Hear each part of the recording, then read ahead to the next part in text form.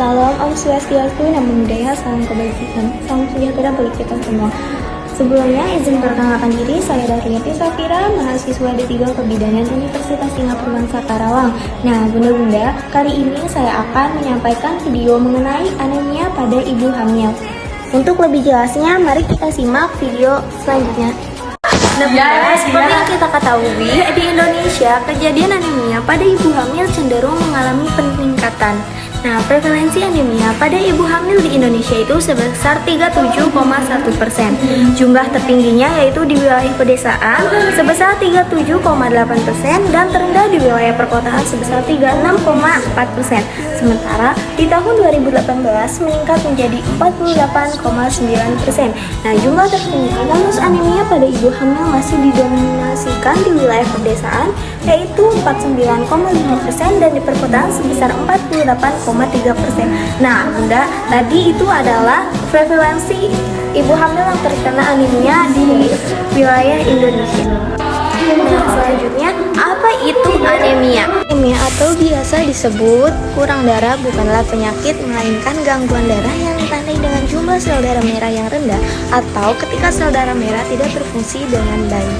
Ingat ya bunda, anemia bisa terjadi kepada siapa saja. Nah, salah satunya itu anemia yang terjadi pada ibu hamil. Anemia dalam kehamilan adalah kondisi ibu dengan kadar hemoglobin di bawah 11 gram atau kadar di bawah 10,5 gram pada trimester 2. Nah, menurut CDC, di trimester 1 dan 3 dikatakan anemia bila hemoglobinnya di bawah 11 gram. Lalu untuk trimester kedua dikatakan anemia bila hemoglobinnya di bawah 10,5 gram. Jadi, namun ternyata anemia itu banyak macam-macamnya loh. Nah, di sini ada klasifikasi anemia dalam kehamilan yaitu menurut Prof. Ferawati. Yang pertama itu ada anemia defisiensi, yaitu anemia yang terjadi akibat kekurangan zat besi dalam darah. Kemudian ada anemia megaloblastik, yaitu anemia yang disebabkan karena kekurangan asam folik. Nah, biasanya jarang sekali karena kekurangan vitamin B.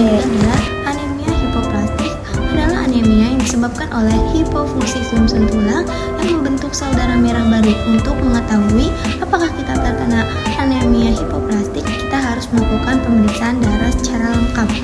Nah, yang terakhir adalah anemia hemolitik, adalah anemia yang disebabkan oleh penghancuran atau pemecahan sel darah merah yang lebih cepat pembuatannya. Biasanya gejala utamanya yaitu adalah kelainan gambaran darah, kelemahan, serta gejala komplikasi bila terjadi kelainan pada organ-organ vital.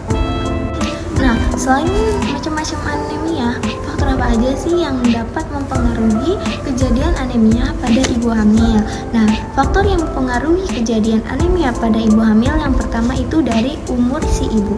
Ibu hamil dengan umur di bawah 20 tahun dan di atas 35 tahun rentan terkena anemia. Nah, hal ini disebabkan karena ibu hamil di bawah 20 tahun akan terjadi perebutan makanan antara ibu dan bayinya yang masih dalam pertumbuhan. Sedangkan pada ibu yang berusia 35 tahun ke atas terjadi penurunan cadangan zat besi dalam tubuh akibat pembuahan. Yang kedua adalah paritas atau jumlah anak yang hidup. Nah, kenapa paritas mempengaruhi terjadi anemia? Karena ibu hamil dengan jumlah melahirkan anak banyak mempunyai resiko lebih besar mengalami anemia. Karena terlalu sering hamil dapat menguras cadangan gizi yang ada pada tubuh kita, termasuk zat besi. Nah, yang ketiga adalah kek atau kekurangan energi kronik.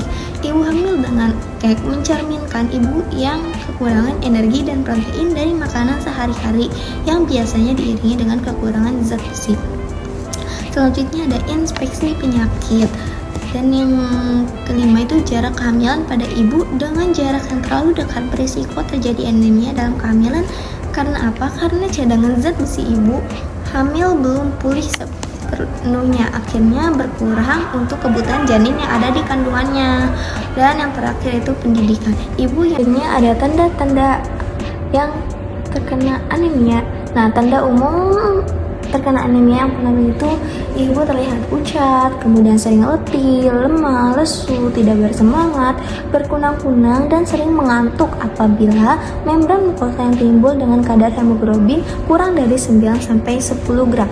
Nah, lalu bagaimana cara mencegah anemia? Yang pertama, meningkatkan konsumsi zat besi dari makanan. Makanan apa saja yang dapat meningkatkan zat besi? Salah satunya yaitu buah naga. Mungkin ibu-ibu bisa mengkonsumsi buah naga, bisa di jus atau dibikin kreasi ibu-ibu. Nah, yang kedua itu mengkonsumsi suplemen zat besi.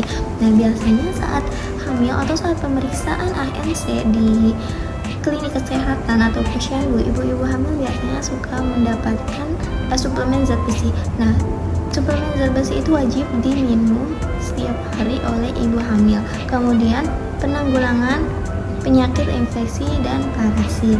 Jadi ibu hamil harus menjaga hidup sehat agar tidak terkena penyakit. Kemudian dampak anemia pada ibu hamil dan janin yaitu bila kadar hemoglobin lebih rendah dari 6 gram, maka dapat timbul komplikasi yang signifikan pada ibu dan janin. Penelitian juga menemukan bahwa anemia pada trimester 1 dan 2 dapat menyebabkan kelahiran prematur atau biasa disebut lahir sebelum 37 minggu. Kemudian dampak anemia pada ibu hamil selanjutnya itu mempengaruhi pertumbuhan dan perkembangan janin, baik sel tubuh maupun sel otak janin. Yang kedua, bisa terjadi abortus. Dan yang ketiga, lamanya waktu persalinan karena daya dorong rahim yang kurang. Dan terakhir, anemia bisa terjadi karena pendarahan dan rentan infeksi juga. Mungkin sekian dari kita, semoga video ini bermanfaat.